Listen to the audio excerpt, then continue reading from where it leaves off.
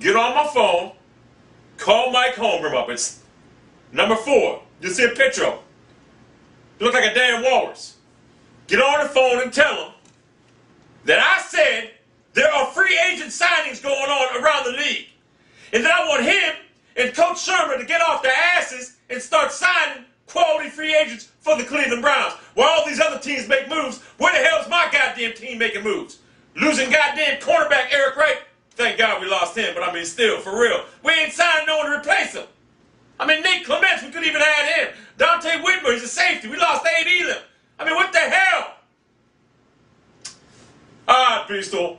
If you're a Cleveland Browns fan, a National Football League fan, National Football League fan in general, free agents frenzy right now. The period going on right now is unbelievable. But my Cleveland Browns have had little to no action in the free agency, yet they have $31 million to spend. Now, I understand Roby, what's his name? Hodges is out for the season.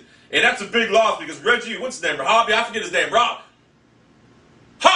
whatever his name is. I said it right the first time. He's out for the season. That's a major blow for the Indians, for the Browns. Now, I know people are going to sit there and say, how's it a major blow? He's a punter. He is a punter that knows how to put the ball where he wants it, put it out of bounds where he wants it.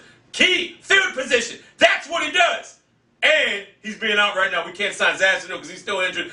So we got to find a punter. That's another key thing we need to find. But we have not addressed any of the major issues right now. We had Broderick Bunkley was supposedly traded to the Cleveland Browns the other day, but he went to Denver. Now, he said he didn't want to be a pawn in the Cleveland Browns game because they had a holdout with Phil Taylor, the defensive end out of Baylor. Phil Taylor from Baylor had a holdout, and what's his name? Bunkley didn't want to be a pawn. Well, from what I understand, Bunkley wasn't even that good in Philadelphia anyway. He wasn't going to compete for a starting job here. He was going to be backup. So it really didn't matter. But still, we have not addressed any major issues in Cleveland right now. What are you doing?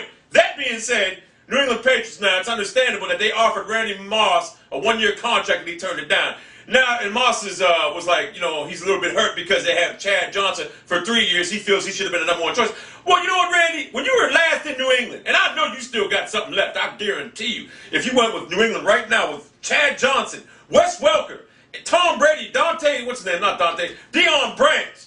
Can you imagine? Oh, Joe Cinco and you guys, can you imagine the offense that team's going to have? They ain't going to need you anyway. They're going to have an offense anyway. I would say that Bill Belichick ought to sign T.O. when he gets healthy. Because and forget Braylon Edwards, believe me, I'm a Browns fan. I've seen Braylon Edwards drop ball after ball after ball after ball. When he's on, he's as good as anyone in the NFL. Boy, I'm really making mistakes today. You can tell I'm not cheering. When he's on, he's as good as anyone in the NFL. But the question is, when he's on, he's never on. So I want to see you sign T.O. because T.O. proved that he could be a big commodity in the clubhouse as he did last year with the Bengals. He didn't cause any problems. Him and Ocho Cinco together did not cause any problems. Now, Randy Johnson, Jesus Christ, you can tell me a lot. Randy Moss, it's understandable you're hurt. Your feelings are hurt. I mean, I understand because you were with New England, this and that, they cut you or traded you, whatever. You went to Tennessee last year, you didn't want to play. Well, I understand you're hurt. But see, Ocho Cinco will not do them shenanigans, his antics he did in Cincinnati. You know why? Because Bill Belichick commands respect. That should be another key to Mike Brown over there. Marvin Lewis, look, I like Marvin Lewis. But look, he cannot command respect like Bill Belichick. That and the possibility of winning a Super Bowl can change people's mentalities. But you come to New England right now, I'll guarantee you will get a ring this year. Because the offense is going to be unstoppable. That leads me to Tom Brady. Last year in the playoffs, I don't know what the hell happened to you, but you played like dog shit. You need to step your game up for this year's playoffs, and I assume you will. I don't know what it was. You just didn't look like you were mentally into it. I don't know whether you had a fight with your woman, whatever. But this was unlike your gameplay that you had for the last 9, 10 seasons, whatever. So I suspect you'll step your game up. Right now, my odds on favorite to win the Super Bowl are the New England Patriots. I almost said the Philadelphia Patriots. The New England Patriots, I'm really, really struggling right now. The New England Patriots and the Green Bay Packers. Now, I know the Eagles have made a lot of moves. Nnamdi Asama, whatever his name is. They got Vince Young. I mean, come on, man. Vince Young. Now, this is what I don't understand. Vince Young, he had a good year last year with, the year before, whatever. He proved glimpses that he could be good in the NFL. But guess what? He's got a weak mind. Why do you can't have a weak-minded player lead the club, and that's what a quarterback does. So I'm not sold on the Vince Young signing, even though he's very similar to Michael Vick. Michael Vick gets injured. And what I need to see from Michael Vick this year to prove to me that he's 100% bona fide starter, which he is a starter. He had a good year last year. I hate my words than that. But I need to see a duplicate of last year. Until I see that, I'm not a Michael Vick bandwagon jumper. I'm not going to ride it. But if he has another good year, the Eagles can be very tough to beat in the playoffs because they will get there. But my pick is still the Green Bay Packers. For the simple reason. Aaron Rodgers is a beast. The defense is a beast. The offense is a beast. And what's his name? Who the fuck? Mike McCarthy. He knows how to run that offense. Green Bay Packers are my pick against the New England Patriots. My New England Patriots will win. Now, if that doesn't happen, I'm going to go with the Philadelphia Eagles. Because Andy Reid is a genius offensively when it comes to quarterbacks, this and that.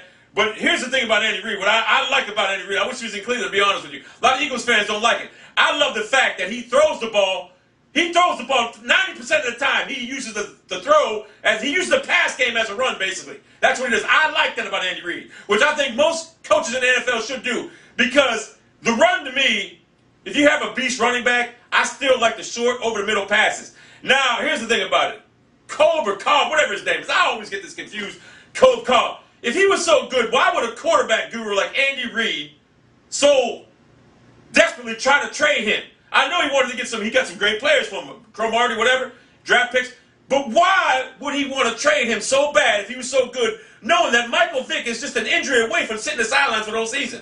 That leads me to question that Andy Reid knows something we don't know. I mean, the guy didn't play that many games to be bona fide a starter in any team. I'm really stammering today. This might be the worst video I ever did. I'm really stammering today.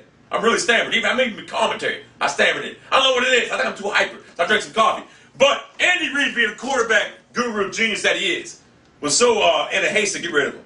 And I know he got some players for him, this, that. But if it was me, I would have kept him if he was so good. Because I know Michael Vick is an injury away from ending his career, to be honest with you. Because we know once he injures that knee or something like that, look, he passed good last year. But without that running, without the threat of him running, he's useless to me. Now, I know there's going to be some Eagles fans hate me, but you got to understand something. If Michael Vick had no running ability whatsoever, and he has to pass like he did last year. But I'm going to tell you something. I got to see it one more year to believe it. If he does it this year, I'll eat my words again. So, now ask me, what are the Cleveland Browns going to do? You give me an 8-8 season right now to the Cleveland Browns with a physical defense. They went back to the 4-3, which I'm a little pissed off. I like the 3-4 when it's run right. It's funny, they got rid of Cameron Wimbley and he's flourished over to New England. The Raiders! What the fuck is wrong? I might have to shut this video. What I expect from the Cleveland Browns is to be in every game, close games, physical defense. Colt McCoy, I don't know if I'm sold on him yet or not. He looked like a leader, but I seen a little bit of a flag when I was watching NFL films the other day when he was playing against Pittsburgh Steelers. Actually got sacked. And he looked like he was throwing a temper tantrum on the sideline, something I don't like to see out of my quarterback. And Jake Delhomme had to calm him down, and it wasn't good. It wasn't what I want to see out of a leader on my team. And, you know, when I played football, I was a leader on defense. But on offense was always the quarterback. If I looked in the huddle over there, if I looked in the sidelines and I seen my quarterback looking confused or whatever, I was worried. I knew I had to put up big numbers on defense. And from what I see the Colt McCoy in that Steeler game, now granted, the Steelers are not your ordinary defense, especially with James Harrison patrolling, who I don't like, but he's a beast of a player. Shouldn't say I don't like him. He's just like me, but he beat up my boy Josh Cribbs last year. And Muhammad Nasquad. Which was legal hits, by the way. The one against Josh Cribbs was. But anyway, whatever. This might be the worst video you've ever seen from me, but I will show you right now. NFL talk is coming up. I don't know where I'm going with this video. I'm just so hyper right now. I'm surprised I ain't jumping out of this chair! Surprised I ain't jumping out of this chair. I'm just so fucking hyper right now. A lot of people say I might have a heart attack. Well, you know what? I am at that age right now, but you know what? The good Lord loves me. And the good Lord loves all of you, too. I really had problems speaking today. Oh, fuck yeah, I want to upload. I don't care about how I speak in public. I mean, I put up 400 videos of me speaking coherently. One bad video, what's the fucking problem? Why is it? It's all